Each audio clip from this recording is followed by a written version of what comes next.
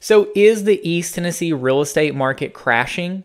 Well, we're going to go over some numbers today. We're going to look at some year-over-year data, come to our own conclusions. I know if you've read some headlines, you've seen some, things on Facebook or whatever, you may, think that things are going one way. Well, we're going to go over numbers so that we can see exactly, the way that things are trending so that you guys can make up your own conclusions based on real numbers. Okay, we're not going to use none of those fake inflated numbers, nothing like that. This is going to be coming straight from the MLS. Everything's going to be very consistent.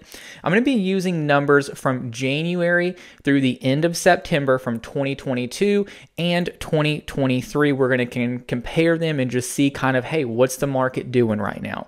So I've basically, the area that I'm using is my area of Knoxville, which is Knoxville and about a 40-mile circle around Knoxville, okay? So this is most of my area. I do cover a little bit more, but most of my area. So let's dive into some numbers and let's see what's actually going on.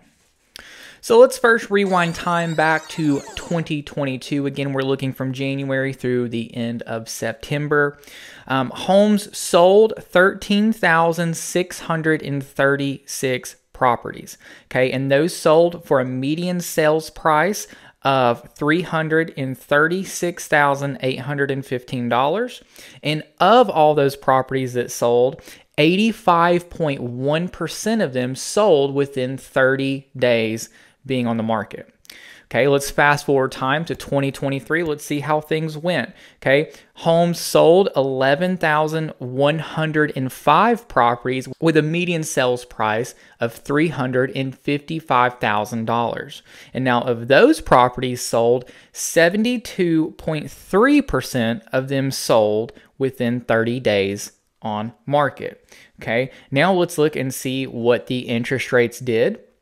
So according to Freddie Mac, their website shows that the average interest rate right now is about 7.57%, and the year-over-year change is plus 0.65%. So it's gone up, over 0.5% from 2022 to 2023.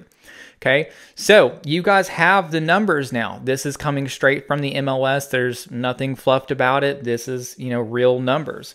So basically, if you look at it, what conclusions can we come to? Really, you could take this data and make it sound 100 different ways, right? It's all about how you sell it. But when I'm looking at this, honestly, it pretty much just confirms exactly what I predicted. And that was that if interest rates continue to go up, you're going to have less inventory because more people are going to settle in. People aren't going to be moving around quite as much as they were. That seems to be what's going on. I mean, you look at this and, homes sold this year are down, 2,500 properties. The surprising thing is that the prices are still trending up. I mean, you look at the difference and we're around $19,000 up from last year as far as the median sales price goes. Okay. And then, obviously the average days on market is a little bit longer. It seems like there's a little bit more buyer pushback. It seems like those sellers who are really reaching for the stars aren't quite grabbing them like they were in 2020, 2021, and even in 2022. Right now, what I'm seeing is the properties that are priced right are still selling fast. The properties that are priced a little high, they're hanging out a little bit longer until those price adjustments get back to, where buyers feel comfortable. Buyers are getting a little smarter now because, there's not as much competition. Interest rates are high and prices are high, so it's definitely balancing the market out a little bit. I would still consider this to be a seller's market though. So look, if you're a seller, you're still going to get a good amount for your home.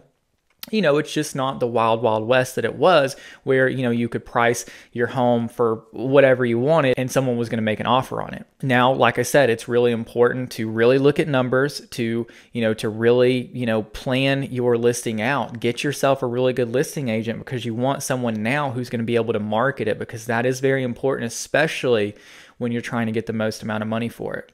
Okay, and if you're a buyer, this is still a really good time because, yeah, the interest rates are high, but, the good thing about it is that competition is low, So, I mean, if you can find something out there, and listen, I get it. I'm not telling you guys to go buy a house. I'm just saying, if you're in the market, you're thinking about it, I wouldn't let this, I personally wouldn't let what's going on in the market deter me from making a move if I found the right house.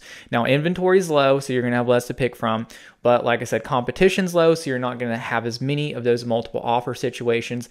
And, you know, you're going to have a little bit more leverage when it comes to negotiating. So, you know, these are the numbers. Again, draw your own conclusions.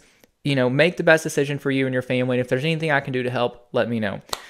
But anyways, that's going to do it for this video. Hope this is helpful. I'll try to do these more often. So, you know, maybe every quarter or so we'll do them. Maybe even every month. I don't know. We'll see. Anyways, you guys have a good day. Catch y'all in the next video. Bye.